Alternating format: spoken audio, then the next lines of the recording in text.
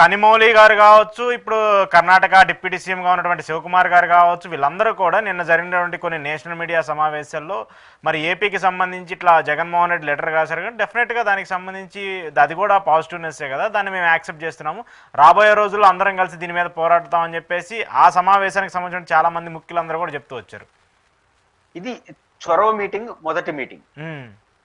వాళ్ళు చెప్పి కనిమూలి గారు చెప్పింది కూడా అదే, వారికున్న రాజకీయ కారణాలు వాళ్ళకి ఉండొచ్చు, బట్ లెటర్ రాయడాన్ని మేము స్వాగతిస్తున్నాం, తదుపరి మీటింగ్ లో తదుపరి ప్రయత్నాల్లో వాళ్ళు కూడా భాగస్వాములు అవుతారు అని మేము భావిస్తున్నాం, మేము నమ్ముతున్నాం, అప్రిషియేట్ చేస్తున్నాం అని చెప్పారు. కాబట్టి జగన్మోహన్ రెడ్డి గారి స్టాండ్ ని వ్యతిరేకించే వాళ్ళు స్టాండ్ వ్యతిరేకిస్తున్నారా, డిఎంకే సమావేశాన్ని బాగుందని వ్యతిరేకిస్తున్నారా?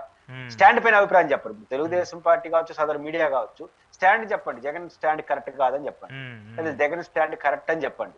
ఈ రెండు చెప్పేసి మళ్ళీ మాట్లాడండి. అంటే స్టాండే తీసుకున్న వాళ్ళు స్టాండ్ తీసుకున్న వాళ్ళు విమర్శించడం ఏంటి? స్టాండ్ తీసుకోవాలా? కానీ స్టాండ్ తీసుకుని విమర్శించే మనకు స్టాండ్ ఉంది కాబట్టి మనం జగన్ గారిని పోవాలంటున్నాం. కాబట్టి ఆ తేడా ఉండేది వాళ్ళు గుర్తిస్తే మంచిది. మరి రేపు హైదరాబాద్ లో సమావేశం ఉండబోతుంది, మరి దీనికి సంబంధించి ఏమైనా అటెండ్ అవుతారేమో చూడాలి. నెక్స్ట్ మంత్ 14వ తారీఖు ఏమో పెట్టాలని చెప్పేసి రేవంత్ రెడ్డి గారి ఆధ్వర్యంలో ఈ డీలిమిటేషన్కి సంబంధించి 2వ విడత చేస్తామన్నారు, మరి అక్కడికి ఏమైనా వస్తారేమో చూడాలి. కానీ ఇక్కడ అంటే వీళ్ళు డీలిమిటేషన్కి సంబంధించి ఇప్పుడున్నటువంటి టీం అందరూ కూడా జగన్మోహన్ రెడ్డిని ఆయన వాళ్ళు తీసుకున్నారు, వాళ్ళు కావాలనుకుంటున్నారు. ఓకే, జగన్మోహన్ రెడ్డి లెటర్ రాసినా ఏది రాసినా ఆయన వచ్చినా రాకపోయినా కూడా ఆయన డీలిమిటేషన్కి ఉన్నాడు అనేటువంటి ఒక స్టాండ్ని వీళ్ళు తీసుకొస్తున్నారు. కూటమికి సంబంధించి వ్యతిరేకంగా ఎన్ని మాటలు మాట్లాడినప్పటికీ కూడా వీళ్ళు మాత్రం ఆయనకి సంబంధించి మాట్లాడుతున్నారు కదా.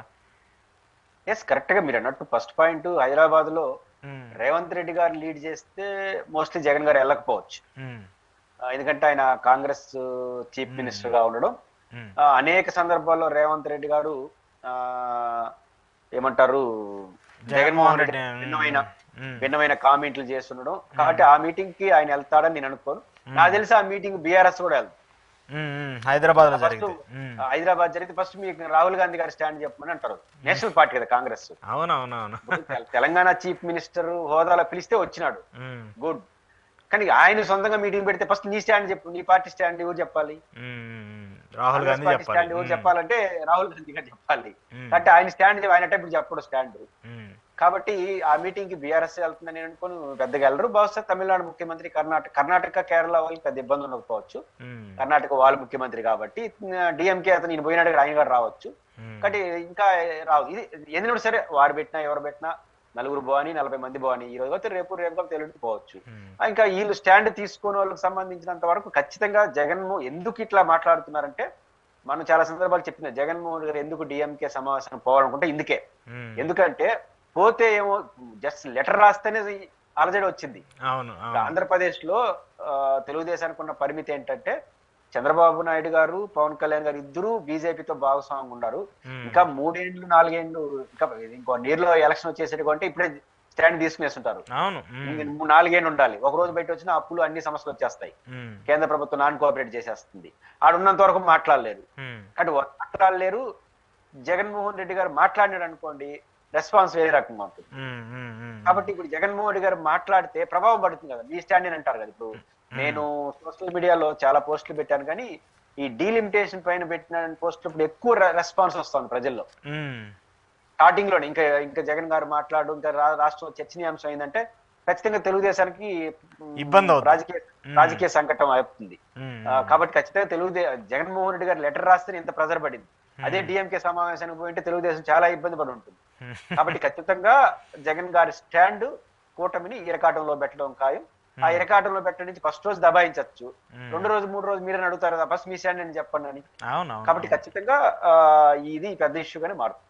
ఓకే, కేసీఆర్ గారు మాజీ ముఖ్యమంత్రి, తెలంగాణకు సంబంధించి 10 ఏళ్ళు తెలంగాణను పాలించినటువంటి వ్యక్తి చంద్రబాబు నాయుడు గారిని ఉద్దేశించి కొన్ని కీలక వ్యాఖ్యలు చేశారు. మన పార్టీకి సంబంధించి అంతర్గత సమావేశంలో ఆయన ఏపీ రాజకీయాల గురించి చాలా ఇంట్రెస్ట్గా మాట్లాడారు. ఏపీ రాజకీయాలకు సంబంధించి కూటమి కట్టకపోతే చంద్రబాబు నాయుడు గెలిచేవాడు కాదు, అలాంటి పరిస్థితి అసలు ఏపీలో ఉండేది కాదు, చంద్రబాబు గెలుపు అన్నీ కూడా దొంగ నాటకాలు అంటూ కూడా మరి వాళ్ళిద్దరి మధ్యకి సంబంధించిన రాజకీయ వైరాలు ఏమన్నాయో తెలియదు, కానీ ఆయన కొన్ని కీలక వ్యాఖ్యలు చేశారు. అంటే అట్లానే చంద్రబాబు నాయుడు కావచ్చు, టీడీపీ పార్టీ కావచ్చు మళ్ళీ తెలంగాణలోకి రావాలని చూస్తూ ఉంది. ఇక్కడ మళ్ళీ మన రాష్ట్రాన్ని కుమ్మక్కు చేయడానికి, మన రాష్ట్రాన్ని కాజేయడానికి కొంతమంది దుష్ట శక్తులు ఎదురు చూస్తున్నారని చెప్పేసి ఆయన మాట్లాడటము, చంద్రబాబు టార్గెట్గా వ్యూహం చేయటము ఏంటి, ఎలా చూడాలి దీన్ని? నేచురల్ గా కేసీఆర్ గారికి తెలంగాణ సెంటిమెంట్ అనేది ఒక ఆయుధం. ఉమ్, ఆయన పునాది కూడా అదే. ఉమ్, నెంబర్ వన్, ఆయన చెప్పినట్టు తెలంగాణ ఆంధ్రప్రదేశ్ లో పొత్తు పెట్టుకోక ఉన్నా కూడా తెలుగుదేశం పార్టీ గెలుచుంటుంది ఉమ్, నా అంచనా ప్రకారం. ఉమ్, అంటే వైఎస్ఆర్సీపీ వ్యతిరేకత వాతావరణం వచ్చింది కాబట్టి ఎవరు నియరెస్ట్ అపోజిషన్ వాళ్ళకి వేసేస్తారు ఓట్లు. ఉమ్, అంటే ఉమ్, తెలుగుదేశం గెలుచుంటుంది. అట్ ద సేమ్ టైం కూటమి కట్టకుండా ఉంటే ఓడిపోయింటారనే మెసేజ్ కూడా సమాజంలో ఉంది. అవును, ఉంది కాబట్టే కదా పవన్ కళ్యాణ్ గారు మనం నిలబడ్డాం వాళ్ళు లేపినాం అని చెప్పినాడు. అవును, అవును. నువ్వు నిలిచాం వాళ్ళని 40 ఏళ్ళు అబ్బాయి గమ్మునున్నాడా 40 ఏళ్ళ పార్టీని కూడా నిలబెట్టావు అన్నాడు. అంటే అర్థం ఏంటి? ఆ, మన వాళ్ళే గెలిచారని చెప్పడం చెప్పకనే చెప్పినట్టు అయింది. ఆ, ఇప్పుడు ఆయన అనగాలి ఎందుకు కేసీఆర్ ఎందుకు అన్నాడు? ఉమ్, అంటే రాష్ట్రంలో ఆ భావన ఉంది. జనసేన బీజేపీ విషయం అట్లేదు కానీ ఉమ్, జనసేన పొత్తు పెట్టుకోకుండా ఉంటే తెలుగుదేశం గెలుచుండేదా అనే క్వశ్చన్ అయితే ఉంది. బట్ యాజ్ అనలిస్ట్ గా నా అంచనా ప్రకారం పొత్తు పెట్టుకోకుండా కూడా గెలుచుంటారు. First point. ఉమ్, అయితే కేసీఆర్ గారు ఎందుకు ఇలా మాట్లాడుతుందంటే ఈ మధ్య కాలంలో కొన్ని మీడియా సంస్థలు, ఉమ్, తెలుగుదేశం పార్టీ అనుకూల మీడియా సంస్థలో త్వరలోనే ఉమ్, రేవంత్ రెడ్డి కాంగ్రెస్ నుంచి బయటకు వచ్చేస్తాడు, ఉమ్. రేవంత్ రెడ్డి బీజేపీ ఇక్కడ కూడా కూటమి కట్టబోతున్నారు.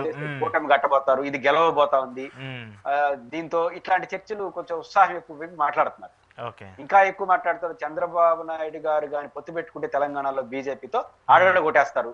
ఉమ్, అంటే రేవంత్ రెడ్డి పేరు తీసుకురాలేదు కానీ ఉమ్, చంద్రబాబు నాయుడు గారు మన పవన్ కళ్యాణ్ గారు ఇద్దరు కానీ బీజేపీతో పొత్తు పెట్టుకొని తెలంగాణలో నిలబడితే ఉమ్, ప్రధానంగా కేసీఆర్ వెనకాల ఉన్న బీసీ సామాజిక వర్గంతో వచ్చేస్తుంది. ఉమ్, కాంగ్రెస్ వెనకాల రెడ్లు దళితులు బాగుంటారు, అవును, కేసీఆర్ వెనకాల తెలుగుదేశం పార్టీ వచ్చేసింది. ఇప్పుడు చంద్రబాబు గారిని ఆడికి వెళ్తే చంద్రబాబు జనసేన ఇద్దరు కానీ వెళ్ళినారంటే ఇంకా ఎన్డీఏ గెలిచిపోతుంది అని ఉత్సాహం ఎక్కువ వీళ్ళు రాస్తున్నారు. ఇంకా దానికి ఏమన్నా ఒకసారి కౌంటర్ ఇవ్వాలని నిర్ణయించుకున్నాడు ఆయన. ఉమ్. కాబట్టి ఆ కౌంటర్ ఇచ్చే క్రమంలో గతంలో కూడా మీకు రేవంత్